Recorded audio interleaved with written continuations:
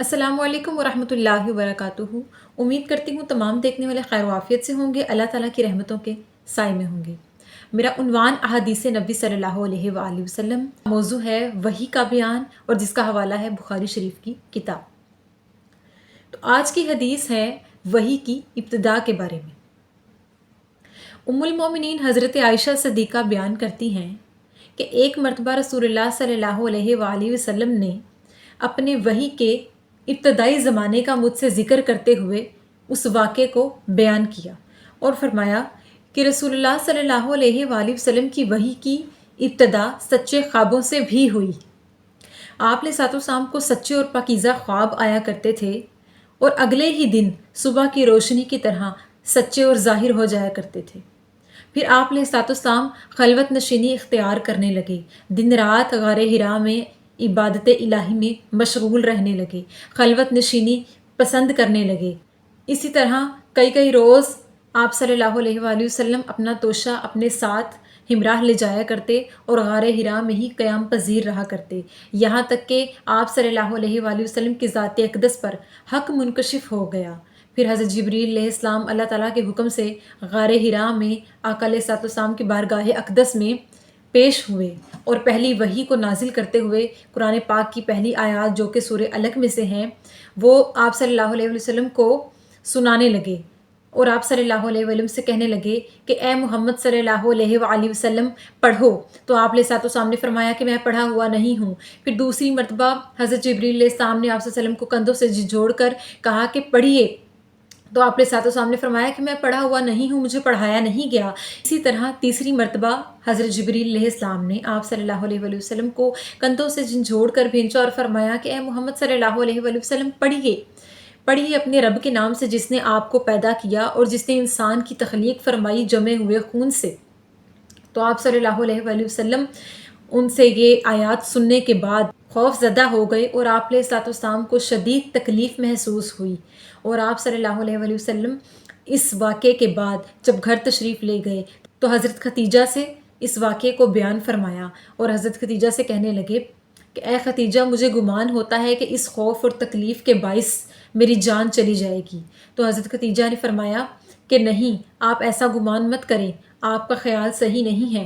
अल्लाह पाक आपको, यानी आप अल्लाह ताला के महबूब हैं, अल्लाह पाक अपने नबी को और ऐसे अखलाक़े हुस्ना वाले इंसान को कैसे ज़लील और रुसवा कर सकता है, कैसे तकलीफ़ और शिद्दत के बाइस रुसवाई वाली मौत दे सकता है। आप अलैहिस्सलाम को हौसला देते हुए फरमाया कि आप ऐसा गुमान मत करें, आपका रब आपसे बहुत मोहब्बत करता है।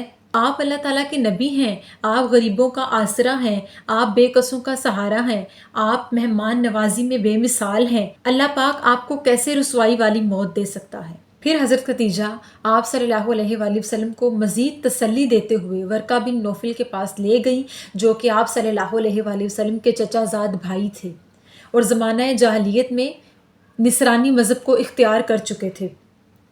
इंजील के कातिब थे और इब्रानी ज़ुबान के कातिब थे। इंजील किताब सरयानी ज़ुबान में नाजिल हुई और वर्का बिन नौफल ने इसका तर्जुमा सरयानी ज़ुबान से इब्रानी ज़ुबान में किया। ये बहुत ही बूढ़े हो चुके थे, इनकी यहाँ तक कि इनकी बिनाई जा चुकी थी। तो जब हज़रत खतीजा ने वर्का बिन नौफल से कहा कि आप अपने भाई मोहम्मद सल्लल्लाहु अलैहि वसल्लम की ज़ुबानी सारा वाक़या सुन लीजिए। जब आप सल्लल्लाहु अलैहि वसल्लम ने सारा वाक़या वर्का बिन नौफल से बयान किया तो वर्का बिन नौफल ने कहा कि हज़रत जिब्रील अलैहिस्सलाम, ये तो वही फ़रिश्ता है जो अल्लाह की तरफ से वही लेकर हज़रत मूसा अलैहिस्सलाम के पास आया था। तो इस पर आप सल्लल्लाहु अलैहि वसल्लम ने कहा कि हाँ, ये वही फ़रिश्ता है। तो वर्का बिन नौफल ने कहा कि ए मोहम्मद सल्लल्लाहु अलैहि वसल्लम, काश मैं ज़माना नबूवत के आगाज़ से जवान उम्र होता और उस वक्त तक ज़िंदा रह पाता जबकि आपकी कौम आपको शहर से बाहर निकाल देगी। इस पर आप सल्लल्लाहु अलैहि वसल्लम ने फरमाया, मेरी कौम के लोग मुझे क्यों निकालेंगे।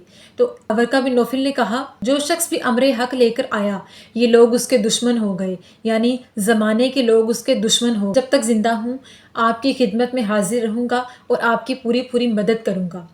इस वाक़े के कुछ ही दिनों बाद वर्का बिन नौफल इंतकाल कर गए और फिर काफ़ी अरसे तक आप सल्लल्लाहु अलैहि वसल्लम की ज़ात पर वही का मौकूफ़ रहा। یعنی وحی آنا بند ہو گئی، پھر کافی عرصے کے بعد وحی کا نزول دوبارہ سے شروع ہوا۔ اس حدیث میں حضرت عائشہ صدیقہ بیان کرتی ہیں کہ نبی کریم صلی اللہ علیہ وآلہ وسلم نے ان سے فرمایا کہ مجھ پر ابتدائے وحی کا زمانہ کیسا تھا اور کیسے وحی کا آغاز ہوا، یعنی پاکیزہ خوابوں کے ذریعے بھی وحی کا آغاز ہوا۔ جو آپ صلی اللہ علیہ وآلہ وسلم کو غیب کی خبر ملتی یا الہام ہوتا یا آپ صلی اللہ علیہ وآلہ وسلم کو پاکیزہ اور سچے خواب دکھائے جاتے، وہ اگلے ہی روز دن کی روشنی کی طرح صاف اور سچے ظاہر ہو جاتے۔ اسی طرح آپ صلی اللہ علیہ وآلہ وسلم کے غیب کے علم کی وجہ سے آپ صلی اللہ علیہ وسلم کو وحی یعنی اللہ تعالیٰ کے کلام کا پیغام ملنا شروع ہو گیا، اور اس طرح سے وحی کے سلسلے کا آغاز ہوا۔ پھر پہلی آیات غار حرا میں نازل ہوئیں، جس کے بعد پہ در پہ وحی نازل ہونا شروع ہوئی۔ کئی دنوں تک وحی نازل نہ ہوتی اور کئی دن مسلسل وحی نازل ہوتی رہتی۔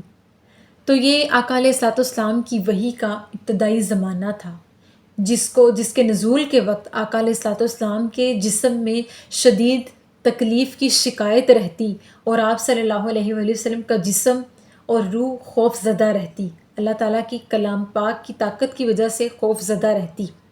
یہ شروعات کی وحی کا زمانہ تھا کہ آپ صلی اللہ علیہ وآلہ وسلم کی کیفیت اس طرح ہوا کرتی تھی، اور پورے 23 سال کے زمانے میں قرآن کریم نازل ہوا۔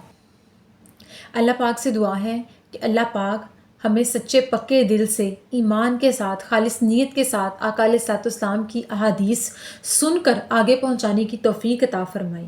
آمین ثم آمین۔ شکریہ۔